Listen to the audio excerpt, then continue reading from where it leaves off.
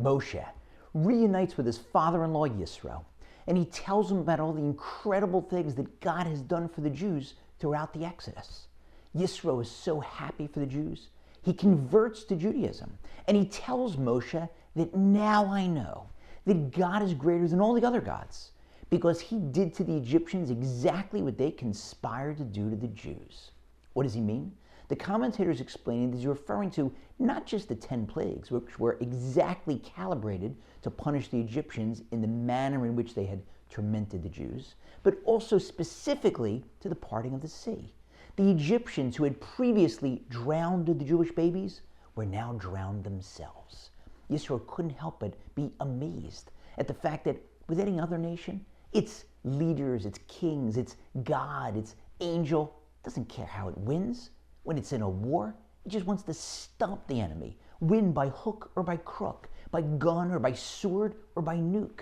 But here, in contrast, God was careful to make sure that his punishment of the Egyptians was exactingly appropriate, exactingly fair. Mida keneged mida. He treated the Egyptians exactly the same way that they had treated the Jews. No Egyptian could complain that God's punishment wasn't fair.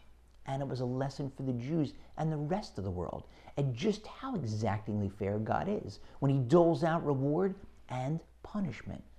It may be easy to see at times when things are going well, hey, I deserve that. Or it may be difficult to see when things are going bad. Suddenly we're wondering, what did I do to deserve that? You'll find out in the next world. Everything God does is fair. Sometimes it's painfully fair. Sometimes it's excruciatingly fair, but it's fair because it came from him. It's all good and it's all fair, no matter how it looks to us in our short-sighted vision. And we have to be careful not to hoist ourselves accidentally on our own petards. I heard a story once about a young yeshiva student who was flying home to the States from Israel for the vacation break, and he was saying goodbye to his rabbi. And his rabbi said, "When's the flight?" And the student said, "Tomorrow morning at 7 a.m. And the rabbi smiled and he said, "I hope you missed the flight." And the student said, "Rebbe, why do you hope that I missed the flight?"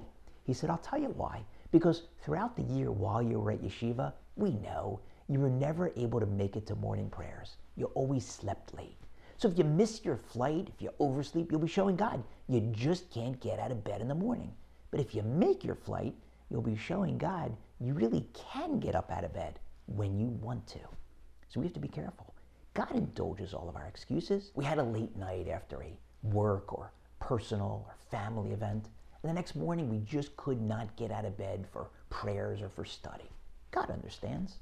But when we get up to the pearly gates, he's going to show us that movie of our late night and us sleeping, hitting the snooze button the next morning.